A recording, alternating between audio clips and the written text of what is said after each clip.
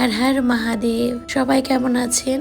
কেমন গেল সবার শিবরাত্রি উদযাপন? এবার শিবরাত্রিটা আমি খুব সুন্দরভাবে পালন করেছি। বাবার কৃপায় আমার এবার খুব সুন্দর উপোসটা গেছে। গত বছর মার্চ মাসের দিকে গিয়েছিলাম চট্টগ্রামে আমার দিদির বাসায়। সেখান থেকে গিয়েছিলাম মেধুস্পনির আশ্রমে। সেই আশ্রম থেকে আমার ছোট বোন একটা আকন্দ ফুলের গাছের ডাল নিয়ে এসেছিল। সেই ডাল থেকে ফুল ফুটেছে, এর আগেও ফুটেছিল, তবে এবার শিবরাত্রির দিনই অনেকগুলো ফুল ফুটেছে। এটা হয়তো বাবারই কৃপা, কারণ এই ফুলগুলো ফুটতে অনেক দিন সময় লাগে। একদম শিবরাত্রির দিনই এতগুলো ফুল ফুটেছে। পারণের দিনও ফুটেছিল অনেকগুলো। পঞ্চামৃত অভিষেক, ফলাভিষেক, জলাভিষেক করার পর বেলপাতা দিয়ে বাবার প্রিয় এই আকন্দ ফুলটাই বাবার মাথায় দিয়েছিলাম।